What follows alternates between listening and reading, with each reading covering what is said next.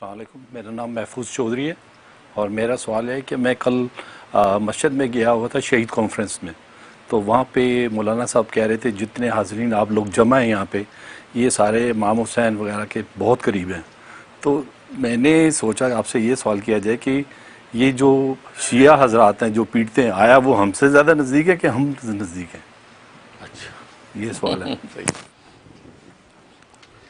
محرم کے حوالے سے ان کا سوال. بقیہ ویڈیو دیکھنے سے پہلے ویڈیو کو لائک کریں، رحم ٹی وی چینل کو سبسکرائب کریں اور بیل آئیکن پر کلک کریں. شکریہ.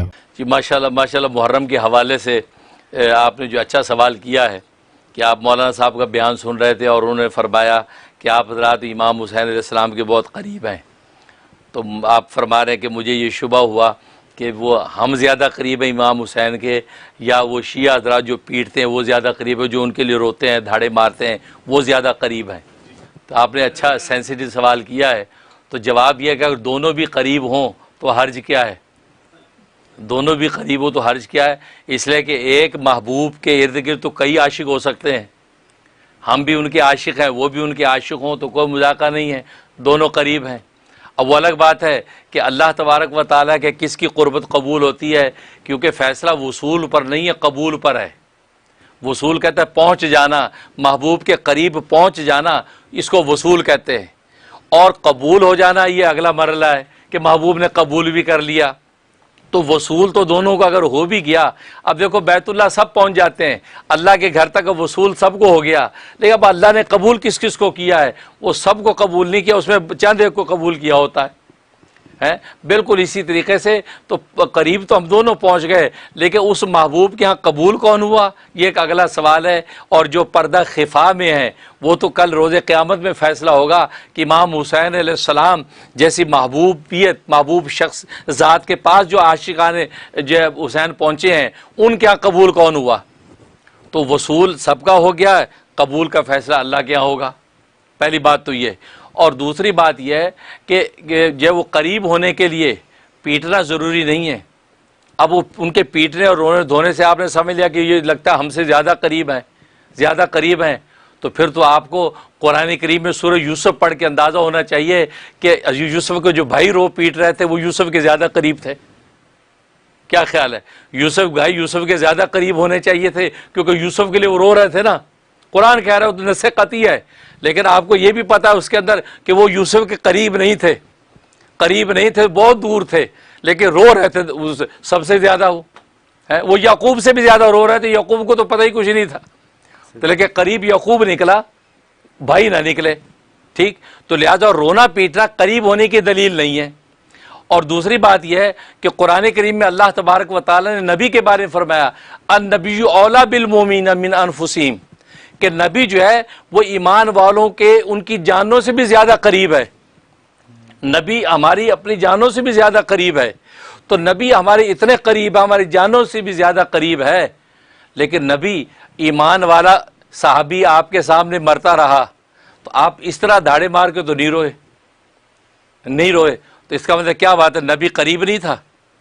قریب نہیں، جب قرآن نص قطعی قرآن نے کہا کہ نبی ایمان والوں کے سب سے زیادہ قریب ہے، اولا بالمومنین.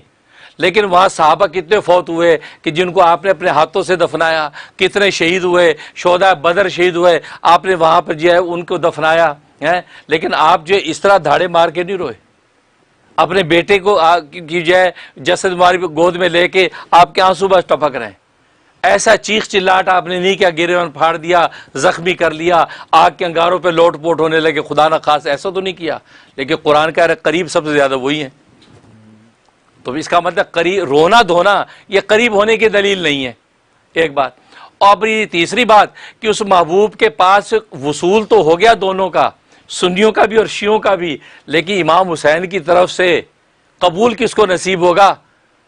تو اگر ہم شریعت حقہ کو دیکھیں، شریعت کی کسوٹی کو دیکھیں، تو کیا اس طرح رونا دھونا کسی کے مرنے پر کیا اس کی کہیں گنجائش ہے؟ کہیں وہ شریعت جس کو امام حسین علیہ السلام فالو کرتے تھے اس شریعت کے اندر کہیں یہ گنجائش ہے کہ آپ اس طرح رو دھو سکتے ہیں، چاقی گریبان کر سکتے ہیں، اپنے آپ کو زخمی کر سکتے ہیں، اپنے آپ کو انگاروں پہ لوٹ پوٹ کر سکتے ہیں؟ کہیں نہیں ملے گا. تو گویا کہ جس شریعت کو امام حسین جو ہے وہ فالو کرتے تھے، فالو کرتے تھے، امام حسین جس شریعت کو فالو کر رہے ہیں اس شریعت میں گنجائش نہیں۔ اور پھر تیسری بات یہ کہ امام حسین علیہ السلام ان کی زندگی میں بھی تو کچھ لوگ فوت ہوئے ہوں گے نا، ان کے بڑے بھائی امام حسن ان کی زندگی میں فوت ہوئے نا، ان کی زندگی میں ان سے فوت ہوئے، اور ان کے کتنے پیارے رشتے، خود نبی پاک صلی اللہ علیہ وسلم ان کی زندگی کے اندر فوت ہوئے، آپ کی والدہ ماجدہ فاطمہ الزہرا زندگی میں فوت ہوئی، تو کیا امام حسین نے اسی طرح واویلا کیا تھا؟ ایسے روئے دھوئے تھے، ایسے چاقی گروان کیا، ایسے اپنے جسم کو انہوں نے جو زخموں سے چور چور کیا تھا؟ نہیں۔ تو اس کا مطلب ہے کہ اس طرح رونا دھونا جو ہے معلوم یہ کسی قربت کی علامت نہیں ہے، کہ قربت کی علامت نہیں تو معلوم ہے یہ ندامت کی علامت ہو سکتا ہے، ندامت کی علامت۔ ندامت کیا؟ کہ یہ شیعان علی انہوں نے امام حسین کو کوفہ بلایا، اور کتنے شیعان علی تھے؟ ایک روایت میں آتا ہے 40,000 شیعان علی جنہوں نے خطوط لکھے، بوریوں کے بوریوں کے خط لکھے امام حسین کو، اور ایک روایت میں آتا ہے 18,000 شیعان علی، اور کہا کہ آپ آ جائیے کوفہ، ہم آپ کے ہاتھ پہ بیعت کرتے ہیں اور آپ کوفہ کے جو ہے وہ حاکم بن جائیے۔ یعنی اتنا زیادہ ان کو اعتماد دلایا، اتنا زیادہ اعتماد دلایا کہ امام حسین علیہ السلام کو مدینہ کے مکہ کے بڑے بڑے صحابہ روکتے رہے کہ آپ نہ جائیں، اس لیے کہ یہ شیعان علی کوفہ والے ہیں کہ آپ کے باپ حضرت علی کو انہوں نے شہید کروا دیا، اور آپ کے بڑے بھائی امام حسن علیہ السلام کے ساتھ انہوں نے غداری کی کہ آخر ان کو اپنی خلاف سے دستبردار ہونا پڑا سیدنا امیر معاویہ رضی اللہ عنہ کے حق میں۔ تو یہ تو سبکی کراتے، شرمندہ کرتے ہیں۔ آپ کے باپ کو حضرت علی مرتضیٰ باب العلم والقضاء اس کو شہید کروایا انہوں نے کوفہ میں، یہ آپ سے کیا وفا کریں گے؟ آپ نہ جائیے۔ اس میں بڑے بڑے صحابہ عبداللہ ابن عباس ہیں، عبداللہ ابن عمر ہیں، بڑے بڑے صحابہ ان کو درخواست سے کر رہے ہیں، یہاں تک کہ عبداللہ ابن عباس تو یہ کہہ رہے کہ مجھے یہ ڈر ہے کہ کہیں ایسا نہ ہو کہ آپ صرف مرد چلے جائیں، بچوں کو نہ لے کے جائیں، مجھے ڈر ہے، اندیشہ ہے کہ کہیں آپ اسی طرح بچوں اور بیویوں کے سامنے شہید نہ کر دیے جائیں جیسے حضرت عثمان غنی رضی اللہ تعالیٰ عنہ کو ان کے اہل خانہ کے سامنے شہید کیا گیا۔ تو جو بات کہی وہی پوری ہوئی کہ بیوی بچوں کے سامنے آپ کو شہید کیا گیا ہے۔ تو یہ لیکن امام حسین علیہ السلام نے بڑے بڑے صحابہ کی بات سنی، لیکن ان کو ادھر سے اتنا پختہ اعتماد ملا ہوا تھا کہ نہیں آپ آئیے، 40,000 8,000 صحابہ ہم تیار ہیں، آ جائیے۔ آپ چلے گئے۔ اب جب آپ پہنچے ہیں کوفہ کی حدود کے اندر داخل ہوئے ہیں، اوہو پتہ چلا کہ یہ تو فراڈ ہو گیا۔ سارے وہی بڑی بڑی خط لکھنے والے اور تلواریں تیر لے کے سامنے کھڑے ہیں۔ کہا تو نے خط نہیں لکھا تھا؟ جی لکھا تھا۔ تو نے نہیں خط لکھا تھا؟ تو نے خط نکال کے دکھائے پڑا ہے۔ کہا جی ہم نے لکھا تھا۔ اب ہم ابن زیاد کے ساتھ ہیں۔ اب جو کوفہ کی حدود میں پھنس گئے، اب کہتے ہیں ابن زیاد کے ساتھ ہیں، اب آپ کے ساتھ نہیں ہیں۔ اب بتائیے اب کیا ہوا؟ وہ جو شیعان علی 18,000، اگر اس میں تو میں تو کہتا ہوں 1,800 بھی کھڑے ہو جاتے نا، بدر میں تو 313 تھے، 1,800 بھی کھڑے ہو جاتے، کوئی مائی کا لال رسول اللہ صلی اللہ علیہ وسلم کے نواسے پر ہاتھ رکھ نہ سکتا۔ اس لیے کہ تم کس لیے رسول اللہ کے نواسے کی جسم و جان کی حفاظت کے لیے جو نواسا وہاں کھڑے ہو کے کیا تقریر کر رہا ہے؟ وہ یہ کہہ رہا ہے کہ اے لوگوں تم مجھے قتل کرنے آئے ہو، میں تمہارے نبی کا نواسا ہوں۔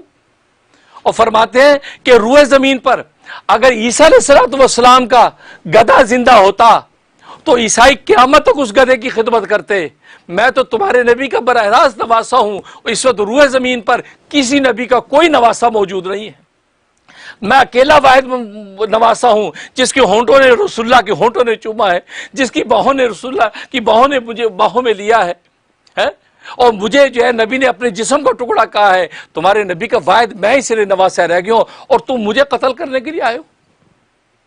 آپ یہ تقریریں کر رہے ہیں، ان پتھر دل انسانوں پر کوئی چیز رینگ نہیں رہی، اور یہ شیعان علی تماشا دیکھ رہے ہیں، اور کہتے ہیں نا وہ کھڈوں کے اندر سوراخوں میں گھس گیا ڈر کے مارے، ابن زیاد کا خوف۔ میں کہا کرتا ہوں 313 صحابہ نکلے تھے بدر کے اندر، تو خدا کی نصرت آسمان سے آ گئی تھی۔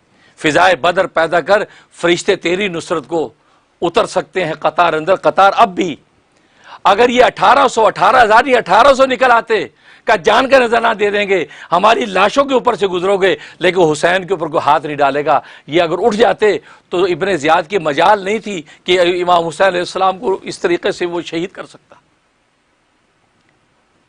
لہٰذا جب وہ شہید ہو گئے، سب کچھ ہو گیا، تو یہ جو رونا ہے شیعان علی کا، یہ ندامت کا رونا ہے، یہ قربت کا رونا نہیں، یہ ندامت کا رونا ہے۔ یہ آج کے جو روتے ہیں یہ اپنے بڑوں کی جانوں کو روتے ہیں کہ ظالموں، امام حسین کو کوفے بلا کے تم لوگوں نے یوں رسوا کیا، یوں امام حسین کو اکیلا چھوڑ دیا۔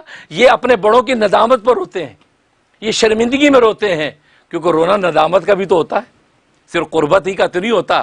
تو یہ رونا قربت کا نہیں، یہ ندامت کا رونا ہے، اور یہ قیامت تک یہ ندامت ان کے اوپر طاری رہے گی۔ اللہ اسی طریقے سے ان کے خون بہاتے رہیں گے۔ کیوں؟ اس لیے کہ امام حسین کا خون بہا اور یہ دیکھتے رہے، اپنے خون کو امام حسین کے خون سے مقدس سمجھا، اور یہ چھپ گئے کہ ہماری جان امام حسین کی جان سے شاید قیمتی ہے، چھپ گئے۔ اللہ قیامت تک ان کی جانوں کو اسی طرح زخمی کرتے رہیں گے اور خون بہتا رہے گا۔ جیسے یحییٰ علیہ السلام کو ظلماً جب قتل کر دیا تھا تو یحییٰ علیہ السلام کا خون بند نہیں ہوتا تھا، ان کے سر کو زمین میں دفناتے خون ابلتا تھا۔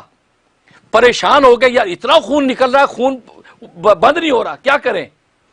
تو اللہ تبارک و تعالیٰ کی طرف سے پیغمبر وقت کو وحی آئی کہ جب تک 70,000 آدمی اس خون کے بدلے میں مارے نہیں جائیں گے، ان کا خون نہیں بہے گا، اس وقت تک یحییٰ کے خون کے معافی نہیں ہوگی۔ 70,000 بنی اسرائیل، 70,000 جو تہتے کیے گئے اور ان کا خون بہا، تو اللہ تبارک و تعالیٰ اب جا کے یحییٰ علیہ السلام کے خون کو بند کیا۔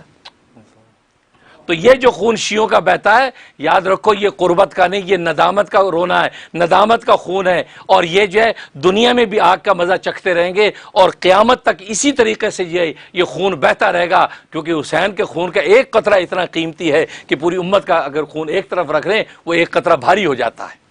لہٰذا یہ ندامت کو رونا یہ چلتا رہے گا، یہ بند ہونے والا نہیں۔ بہت سے سنیوں کو یہ خوش فہمی ہوتی ہے، دلائل دیتی ہے عقلی نقلی، بند کرو، یہ رونا حرام، ماتم حرام۔ ارے حرام کا فتویٰ اپنی جگہ درست ہے، لیکن خدا کا قہر اگر ٹوٹ جائے تو قہر کو کون روک سکتا ہے؟ یہ قیامت تک قہر ان کے اوپر طاری رہے گا۔ اللہ اکبر، اللہ اکبر۔